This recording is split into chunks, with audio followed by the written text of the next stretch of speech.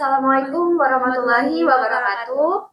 Terima kasih sebelumnya kami ucapkan kepada Kak Siha selaku owner dari Irapi Snack. Nah, sebelum itu tujuan kami hari ini ingin belajar lebih jauh nih dan mewawancarai kepada Kak Siha terkait bagaimana usaha Irapi dan jasa les-lesan Kak Siha ini dibangun dan dijalankan. Nah, wawancaranya santai aja ya teman-teman. Oke, langsung saja perkenalkan, nama saya Nusita Putri Muharromah dengan NIM 24030178 dan dengan rekan saya. Nama saya Nadia Natasha dengan NIM 24030101090 dan rekan saya. Nama saya Tira Amanda dengan NIM 2403011096. Oke, baik, langsung saja kita tanya langsung nih kepada owner Irapi. Halo. Oke Kak, jadi awal-awalnya nih gimana sih kok bisa kepikiran Kak Siha ini buat bikin usaha Irapi Snack ini? Oke, jadi awalnya itu mungkin karena terpaksa gitu ya, tuntutan tadi. Jadi di kampus ada ngadain sebuah kegiatan wirausaha. Habis itu masa sih anak wirausaha nggak ikut sendiri. Akhirnya kita ikut nih, tapi aku nggak tahu mau apa usahanya. Karena banyak banget kan, pasti bingung antara jasa atau produk. Tapi yang pasti biasanya produk. Akhirnya saat aku pulang, ibu aku lagi bikin nih kayak ikan, tapi dijadikan peye. Akhirnya waktu itu, kayaknya ini aja deh. Nanti ibuku yang masak tapi, karena aku nggak bisa masak. Akhirnya, terus pakai itu. Tapi keterbaruannya apa? Aku pilihlah ikannya pakai ikan gereh. Jadi nggak pakai ikan yang basah gitu, tapi pakai ikannya udah kering. Tapi yang tidak ada garamnya. Jadi yang cuma dijemur biasa aja. Nanti baru dicelupkan ke dalam tepung yang udah diracik, digoreng. Jadi adalah Irapi yang saat itu akhirnya kami usulkan, kita buat proposal semenarik mungkin, kita buat untuk menarik gitu ya, kemasan dan sebagainya. Akhirnya jadilah ikut lomba tadi, kemudian dapat berbagai macam masukan yang akhirnya, oh iya ya, kayaknya memang perlu ini yang digunakan untuk kompetisi-kompetisi selanjutnya gitu. Berarti awalnya buat usaha Irapi besar ini tuh berawal dari Kak Siha sendiri tuh ikut lomba-lomba gitu. Iya, benar. Nah, terus kenapa kok bisa kepikiran nama Irapi Snack gitu? Kenapa namanya Irapi Snack? Sebenarnya singkat aja, Irapi Snack. Irapi itu kependekan dari ikan gereh crispy. Oh, ikan gitu. crispy. Jadi namanya Irapi, ikan gereh crispy snack, karena kita mikirnya tuh kayak itu langsung siap makan gitu loh. Jadi dibawa kemanapun itu bisa buat cemilan gitu, dan nggak asin juga ya, sama kayak peyek pada umumnya gitu. Akhirnya namanya Irapi, ikan gereh crispy. Sederhana itu. Irapi. Nah, Irapi ini kira-kira ada berapa variasi sih Kak? Kalau di Irapi 4, jadi ada ikan teri, tahu ya ikan teri? Ikan teri. Setelah itu ada ikan layur itu yang panjang. Nah itu biasanya kita ambilnya yang baby layur. Ada yang kayak kejaring, terus habis itu yang ikannya itu udah harusnya dibuang-buang gitu, yang mini-mini. Terus habis itu ikan dorang, sama satunya ikan kerasa atau disebutnya biasanya bulu ayam yang dibelah gitu loh. Jadi kayak ikan teri tapi dibelah. Gitu. Jadi ada 4 varian kan. Nah, itu bagi kita kayaknya pertama kali dengar ya. Pertama kali dengar ya. Iya benar. Jadi itu ikan-ikannya, ini ada gambarnya ikan teri, ikan kerasa ini. Kalau ikan dorang kayak di Nemo ya, itu film Nemo ya itu. Nemo, terus habis itu ikan layur itu yang panjang-panjang itu. Jadi 4 varian. Terus habis itu kayaknya kalau dibuat original aja nggak enak deh. Akhirnya kita kasih tuh value-nya lagi, ada berbagai pilihan pedasnya, tingkat kepedasan gitu.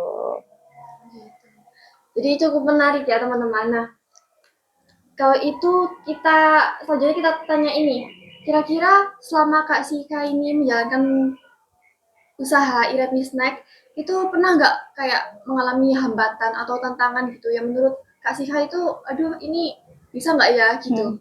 Sebenarnya hambatannya cukup banyak sih, karena trial error awalnya. Kita belum nemu kemasannya yang cocok juga, jadi masih pakai kemasan ini yang pertama kali itu terus basah. Kita nggak punya pengering minyak gitu. Ternyata setelah dikirim ke customer itu mereka mengeluh, melempem gitu, udah nggak crispy. Jadi aku biasanya kasih solusinya, boleh nggak digoreng lagi gitu. Terus akhirnya mereka, oh iya ya, ternyata digoreng lagi lebih enak gitu. Iya maaf ya, terus akhirnya mikir gimana ya, terus ikut berbagai kompetisi. Jadi karena nggak punya pendanaan, dananya minim, itu akhirnya aku memutuskan untuk ikut berbagai kompetisi. Nggak apa-apa, coba aja gitu. Dari situlah belajar, terus akhirnya pakai kemasan yang standing pouch tapi yang dalamnya udah aluminium foil. Jadi di situ sih udah nahan minyak banget dan lebih awet karena ziplock dan double banget kan. Terus Iya, kita press normalnya lagi, ya. di dalamnya juga Lebih aluminium aman. foil. Jadi waktu itu aku minta tolong temenku dari kewirausahaan juga. Terus habis itu dia punya usaha kayak gitu. Boleh dong minta tolong, kan harus pesennya 100 ke atas ya. Aku pesennya 50 aja, boleh nggak? Tolong banget gitu. Akhirnya dibantu. Terus juga di sini tuh karena aku ngambilnya kayak masih dari langsung kan dari tengkulaknya. Nah itu harus ada MOU nih waktu daftar aku ikut lomba di LPCR pimpinan pusat itu harus ada MOU.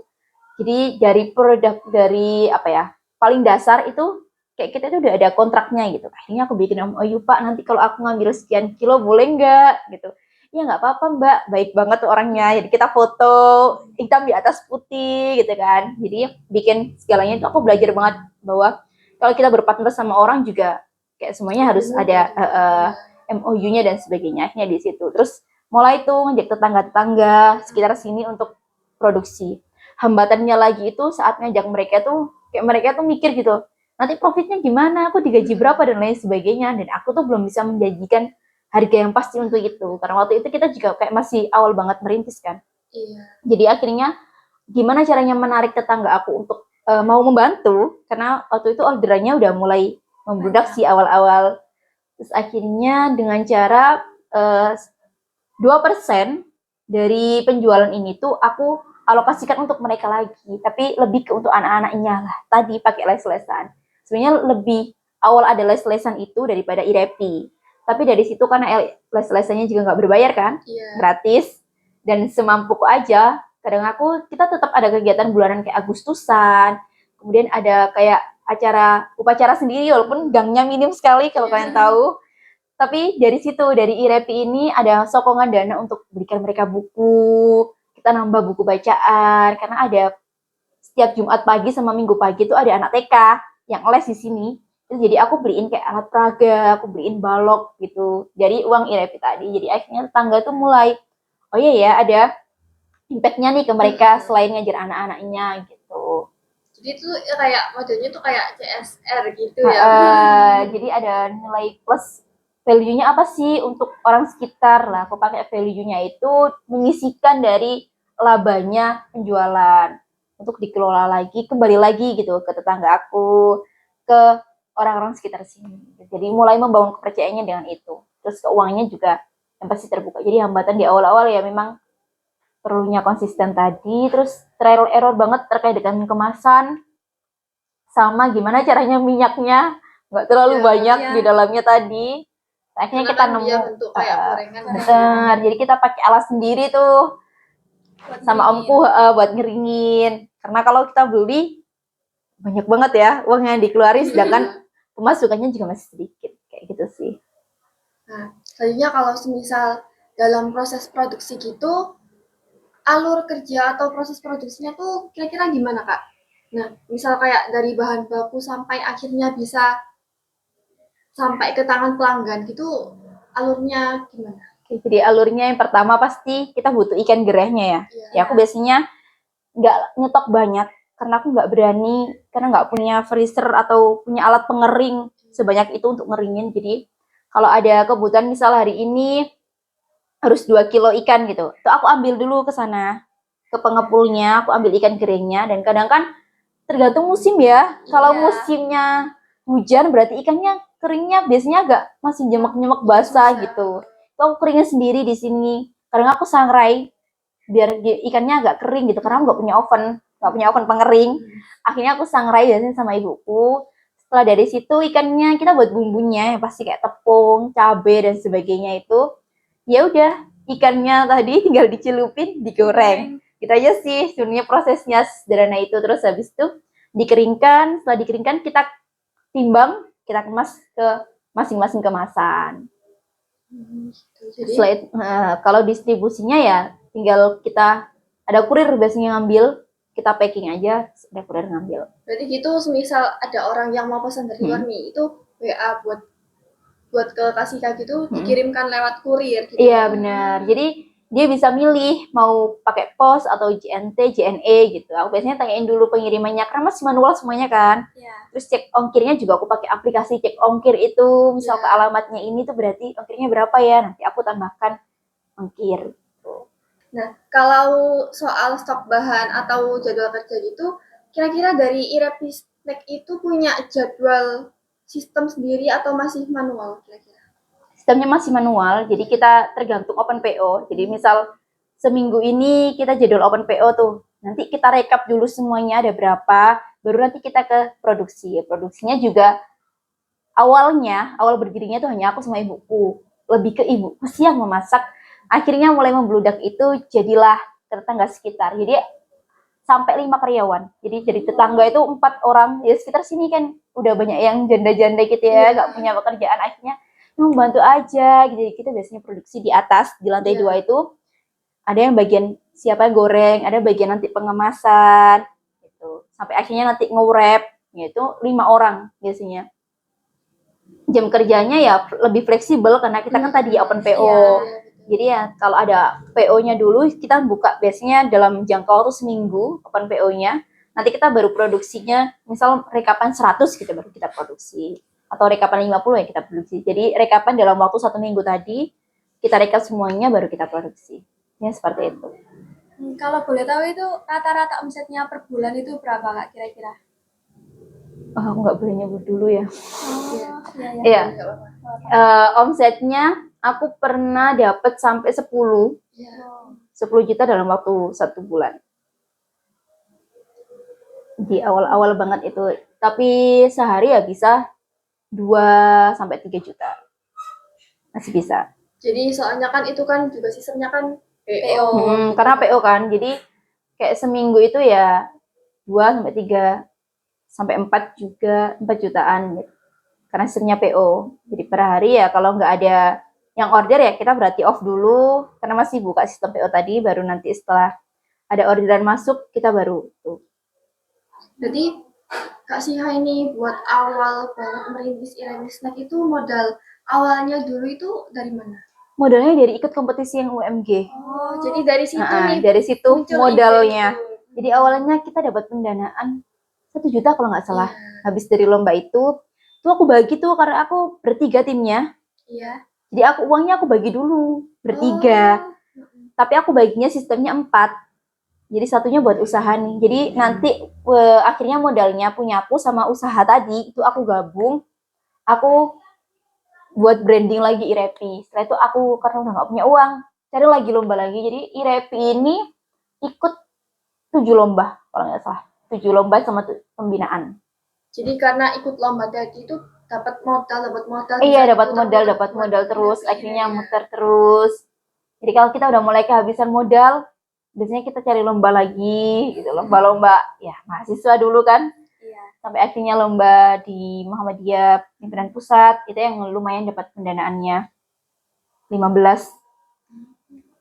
Terus habis itu ikut lagi yang Wirausaha Merdeka itu di Ciputra itu lebih terkenal lagi, jadi nggak dapat modal, tapi dapatnya lebih banyak kenalan dan lebih banyak yang order, relasinya banyak banget. Jadi dosen sana juga kayak ngenalin gitu. Akhirnya waktu itu sampai ada berapa order? 500 orderan. Setelah pameran di Ciputra Mall. Jadi memang awalnya tuh Mbak Siha itu nggak dapat modal dari mereka, tapi malah jadi dapat bangun pendapatan. relasi. Iya. Benar. Relasinya banyak banget sampai sekarang. Jadi sering banget masih WA terkait dengan dong open PO gitu. Nah, gitu. Terus kalau misalnya kita ngomong-ngomong soal keuangan nih, nah pernah nggak sih kayak Kak Siha itu ngerasa tantangan dalam mengatur keuangan selama jalanin usaha? Misal ini nih lagi nggak stabil gitu, pemesanannya itu tiba-tiba kayak nggak stabil gitu, pernah nggak? Pernah sih. Tapi karena aku sistem keuangannya itu dibantu kakakku ya, jadi pakai Excel gitu, ada rumusan Excel, jadi kita bisa ngitung tuh. Kalau dalam hal sekian, jadi udah ada rumusnya. Keluar HPP sekian harganya, terus nanti RAB-nya sekian yang akan kita dapatkan, untung laba kotornya sekian, laba bersihnya sekian. Itu aku punya dalam satu Excel, jadi tinggal dimasukin aja. Misal dalam sebulan ini kita hanya nerima 300 orderan gitu ya. Nanti terhitung tuh, oh berarti kita omsetnya nambah sekian persen atau menurun sekian persen. Berarti nanti keuangannya kita putarnya lagi itu digunakan untuk hal ini saja, yang lainnya tidak usah gitu. Jadi lebih tertata karena memang udah ada format Excel-nya sih. Di awal aku memang minta bikinin kakakku karena dia lebih jago itu tadi. Tolong dong buatin Excel yang aku tinggal masukin aja. Jadi ada kita misah biaya, ada variable cost, ada fixed cost. Kalau fixed cost itu berarti pengeluaran yang memang pasti nih. Iya. Kalau variable kan tambah-tambahan yang bisa kita pangkas gitu. Itu biasanya aku dahulu nih yang fixed cost-nya dulu. Jadi kalau misal ada keuangannya yang memang sedikit banget, ya itu aku tambal-tambalin untuk yang itu. Yang lainnya nanti aja deh. Nah, untuk lokasi usahanya itu Pak di mana biasanya? Ya, jadi lokasi usahanya, alamatnya Ya. itu di Desa Campurjo, Panjang Gresik, RT 6 RW 2. Kalau untuk produksinya ada di lantai 2. Jadi walaupun di survei PIRT pun waktu itu ya orangnya ke atas mau nggak mau karena di sini udah nggak ada speech, dan PIRT kan memang skala industri rumah tangga jadi boleh, tapi walaupun dapurnya jadi satu sama rumah tangga, tapi ada beberapa bahan yang memang harus disisihkan, nggak boleh campur. Jadi tetap steril. Iya, jadi harus tetap steril dengan standar dan itunya sudah ditentukan sama PIRT. Nah, kalau di IREBI sendiri itu sistem kerjanya itu udah ada pembagian tugas atau masih dikerjain bareng-bareng gitu Pak? Kalau di IREPI sendiri sudah ada pembagian tugasnya. Kan 5 orang tadi ya. Jadi 2 itu penggorengan, terus biasanya 2-nya itu bikin bumbu. Kalau bikin bumbunya udah selesai, maka dia ada di tahap pengemasan sama penimbangan. Satunya bagian packing. Misalnya begitu. Nah, untuk legalitasnya itu udah ada NIB, PRIT, atau sertifikat halalnya belum Mbak? Kalau di IREPI itu adanya NIB sama PIRT. Kalau sertifikat halalnya kemarin kita masih ongoing, masih dalam proses. Iya. Mm-mm. Oh ya, nggak boleh dilihatkan dokumen apabila ada dokumennya gitu. Boleh. Ini ada nih. Semuanya aku jadiin satu. Jadi sertifikat IREP ini juga di sini. Jadi ini sertifikat penyuluhan keamanan pangannya. Terus ini waktu itu kita juara 2 kompetisi PIRT. Itu pialanya. Nah, ini di depan Iya. lomba PIRT. Iya, jadi itu sama yang udah omset besar gitu, yang sama bakery dan lain-lain segala jenis. Tapi mungkin yang dinilai juga dari waktu itu kita kirim dokumen seberapa profit, seberapa sustainable. Habis itu orangnya ke sini, proses wawancara dan akhirnya pengumuman juaranya. Kalau ini PIRT-nya, IREPI, boleh. Ya ini nih, awal mula IREPI berdiri itu dari kompetisi ini. Kompetisi ide bisnis 2020 itu yang diselenggarakan oleh UMG. Jadi aku sama Mbak Gita, sama Marista. Ini terus dapat pendanaan. Terus habis itu aku baru ikut LPCR. Ini yang ke Jogja itu mewakili desa sini, tapi ya sama UMG juga. Saya tuh baru ikut Wirausaha Merdeka di Ciputra, baru dananya semakin lumayan banyak. Baru yang terakhir banget ya kompetisi kemarin tingkat kabupaten yang sesama industri rumah tangga gitu. Saling berkompetisi. Jadi yang juara 1 sama 2, juara 1 sama 3 ya ibu-ibu yang omsetnya udah miliaran dan udah punya pabrik, bahkan namanya CV kalau nggak salah. Oh, jadi udah besar. Udah besar. Ini anak kemarin sore nih masih. Tiba-tiba langsung juara 2 gitu. Hari langsung ke sana. Seperti itu. Pialanya itu punya piala terbesar sih. Jadi nggak baca itu baru tahu. Oh Iya. lomba PIRT ini dilombakan. Iya, jadi semua usaha yang punya PIRT itu bisa ikut lomba itu. Itu ada berapa? 25 kayaknya 25 usaha yang ikut, makanan dari jasa semuanya. Habis itu kita ngirim ada 3 dokumen kalau nggak salah. Yang pertama itu ini profil IRTP namanya. Nah, aku punya beberapa dokumennya. Profil IRTP, terus habis itu keberlanjutannya gimana, omsetnya, terus baru disurvei ke sini, jadi orang-orangnya ke sini, dinas kesehatan, dinas pangan, terus sama jurinya ke sini, kita bikin video profile juga, habis itu baru pengumuman. Jadi ini profil ERTP-nya, aku buat kayak gini aja, boleh. Oh, ini di apa? Yang waktu pengeringan ikan itu ya? Ya, itu ada prosesnya di situ, di pengeringan ikan. Boleh nanti barangkali tak kirim, jadi kayak buat profile gitu, profile company gitu, ala-ala. Oh, ini prosesnya. Jadi detail ya Mbak ya? Iya, detail. Ini di atas. Ya, di atas. Ini yang udah jadi. Iya, itu yang udah jadi. Baru dikemas, itu prosesnya. Ya, nanti aja. Ya, nanti. Ikan terasa dari sayur. Oh, bentuk nyatanya nggak kelihatan gambar ikannya. Iya. Ini namanya BMC, Dek. Oh, nama? Oh, ini. Kotak ini, itu namanya kanvas BMC. Jadi aku hanya tinggal selembar ini. Jadi di UB pun aku kompetisi. Namanya bisnis model kanvas. Jadi hanya ada 9 elemen. Itu yang dipresentasikan. Jadi cukup pakai selembar kertas itu. Aku di UB itu juga kompetisinya hanya bikin ini BMC. Jadi dari BMC itu kan dikotakkan ya jadi 9. Nah di situ bisa diketahui tuh. Jadi orang baca itu nggak perlu baca berlembar-lembar yang kayak makalah gitu, tapi tinggal baca kotak 9 itu 1 lembar aja itu udah tahu. Kayaknya ini bisnis sustainable, ini enggak. Ini profitnya sekian, ini enggak gitu. Jadi tinggal bikin itu aja, BMC namanya. Ada perspektif. Bisa dikirim lewat Shopee, Tokopedia. Iya, bisa lewat Shopee, Tokopedia, Facebook. Jadi kita ada. Jadi targetnya itu semua orang, semua kalangan gitu ya. Targetnya lebih ke sebenarnya anak 2 tahun, ponakanku itu suka banget malahan ini. Tapi kita biasanya rekomennya dari SD ke atas gitu ya, karena takut masih keselak gitu kan. Karena kan ikannya masih utuh, nggak yang dilembekkan gitu. Jadi targetnya SD ke atas. Di semua kalangan, iya. Aku tadi lupa jelasin bahwa ini available di Shopee, Tokopedia. Itu semuanya bisa pesan Instagram, WA.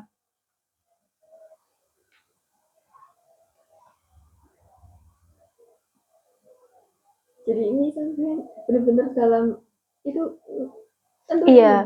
Tapi tentunya 9 itu yang sangat pusing banget. Iya, soalnya kan nggak yang itu banget apa ya, nggak yang angker gitu ya, Mbak. Karena 9 itu yang menentukan terbaca sama investor gimana keberlanjutannya sampean. Aku 9 itu aja tanya-tanya ke orang-orang, kayak misal ke dosen habis itu, Pak ini kira-kira udah sustain belum ya kalau kayak gini? Minta pendapat lagi, minta pendapat. Sampai akhirnya disempurnakan tuh di Ciputra. Karena di Ciputra itu kita diajarin memang. Jadi semuanya selain kita nata booth produk kita itu harus ada BMC ini.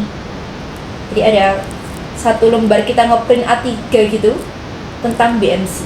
Jadi semua orang yang datang itu baca BMC plus baca BMC. Berarti di sana juga dapat bimbingan juga. Menurut Kak Syakira itu legalitas seperti ini itu penting nggak buat skala kecil dan menengah usaha? Menurut aku punya NIB aja itu udah penting banget. Iya. Karena orang sekarang tuh kayak gini ya, brandingnya tuh punya legalitas. Jadi kayak walaupun makanan yang orang pandang halal, yang penting kan rasanya, yang penting kamu tahu barangnya, makanannya ini dan bisa dimakan itu. Tapi kalau orang yang agak kritis tuh pasti akan tanyakan, ini aman gak sih untuk dimakan? Produknya bener nggak? Bahan bakunya bener nggak? Kan dari scan itu aja. Kalau udah dapat NIB kan berarti walaupun NIB dalam tanda kutip buatan online sendiri kan, dan kamu bisa download dengan mudah kan, tapi itu menurut aku jadi sebuah hal yang penting dan udah bisa ditulis gitu loh. tandanya saat orang baca, oh ini udah ada IB berarti ini udah terpercaya. Itu ditambah lagi naik lagi kalau makanan kan harus PIRT. Akhirnya ya udah PIRT. Makanya aku berani tulis dan berani naruh di online shop karena udah punya PRT. Soalnya kan nggak hanya yang sekedar menjual belikan barang aja. Jangan sampai nanti kayak misal keracunan atau dalam pengiriman kena apa nanti itu gitu kan.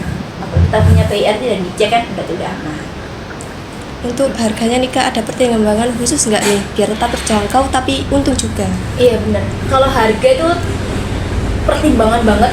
Dan aku lihat dulu ya di kompetitor. Jadi aku analis juga pakai SWOT, strength, weakness, opportunity dan tracknya diajar kan. Jadi aku analis banget. Jadi aku cari brand sejenis. Kira-kira sejenisnya ini harganya berapa aja ya? Ada yang mulai murah sampai mahal. Terus aku beranalisis kelebihan dan kekurangannya masing-masing ini apa dibanding produkku. Akhirnya aku mutusin di kemasan paling kecil itu 50 gram itu ini aku bisa jual 10.000. Tapi biasanya orang mindsetnya itu kan akan memilih yang lebih murah lagi. Jadi aku jualnya itu di harga 9.900. 100 repes kan orang itu akan kayak gini, halah 10.000 gitu kan. Tapi kalau kita genepin 10.000 itu orang kayak gini, beda. mahal ya. Gitu Iya. kan.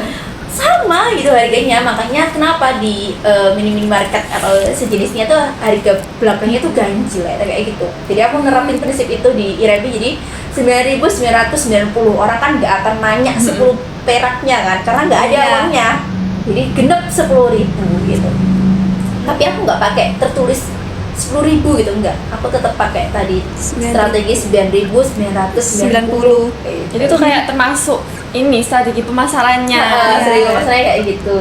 Untuk taruh di harga sama di harga 14.990. Ya kalau digenepin ya 10.000 sama 15.000 lah gitu. Tapi aku pakainya strateginya belakangnya ganjil gitu. Untuk promosi Irebi ini sering dilakukan offline atau sudah aktif di medsos? Dua-duanya jalan. Kalau offline berarti kita biasanya ikut pameran open booth gitu. Kemarin di Jogja, kemudian di Surabaya, di Ciputra Mall itu juga, walaupun sambil kegiatan lain gitu ya. Kalau di strateginya pemasaran di media sosial, kita aktif di Instagram sama WA sendiri. Instagramnya apa nih Kak? Kira-kira? Instagramnya namanya irepi.gersik. Jangan lupa ya teman-teman. Jangan lupa ya, follow ya. irepi.gersik. Untuk tips atau cara tertentu Irebi ini buat jaga kepuasan pelanggan biar bisa beli lagi itu gimana Kak? Itu perlu ya. Iya. Sekarang kompetitor banyak dan harga lebih murah. Itu biasanya aku chat. Jadi kalau mau ngirim berarti aku chat. Tunggu ya Kak, apalagi kita sistemnya PO ya. Jadi aku biasanya narik ke pelanggannya, aku DM satu-satu. Kalau lewat Instagram atau lewat WA berarti aku chat satu-satu. Lewat Shopee pun aku chat satu-satu. Mau ditunggu ya, kalau mau dikirim kita kirim buktinya di chat tadi. Terus setelahnya kita tanyain lagi bagaimana sudah sampai, boleh minta testimoninya gitu. Jadi lewat hal-hal demikian. Terus kemudian di Instagram juga kita bercerita gitu, nggak hanya yang jualan terus, tapi kita ceritakan nilai plus dari Irebi-nya itu kita, apalagi dengan brandingnya, hashtagnya mari dukung nelayan lokal. Itu jadi aku ceritakan tuh awalnya itu dari sekian, dari gini, nelayan lokalnya kayak gini, banyak ikan yang terbuang, ikan kecil-kecilnya, sehingga saat itu akhirnya digunakan untuk ini, dipilah lagi. Jadi aku selipkan nilai-nilai sosial di situ yang bisa diceritakan untuk dapat nilai plusnya. Terus berapa persen lambanya juga aku ceritakan di situ. Jadi pakai hashtagnya mari dukung nelayan lokal. Oke, jadi dari yang udah dijelasin sama Kak Sika tadi, bahwa Irebi ini merupakan snack dari Ikan. Ya, snack dari ikan. Jadi barangkali nih teman-teman nanti ada yang berminat, nanti bisa langsung menghubungi Instagramnya. Boleh. Irebi.gersik. Nah, oke. Jangan lupa Dicoba ya. Baik, terima kasih banyak atas kesempatannya kepada Kak Siha karena sudah meluangkan waktu yang bermanfaat dan juga memberikan penjelasan yang sangat detail Jadi banyak sekali pelajaran berharga yang bisa kami dapatkan ya teman-teman. Nah, semoga usaha Irepisteknya Kak Siha ini berjalan lebih lancar lagi dan semoga sukses selalu. Amin. Terima kasih juga sudah kesini dan sharing banyak hal, jadi tahu juga gimana sih perkembangan anak-anak sekarang gitu. Jadi bisa untuk Irepi ke depannya juga. Terima kasih banyak. Jadi teman-teman, itu saja yang bisa kami sampaikan. Iya. Terima kasih. Assalamualaikum warahmatullahi wabarakatuh.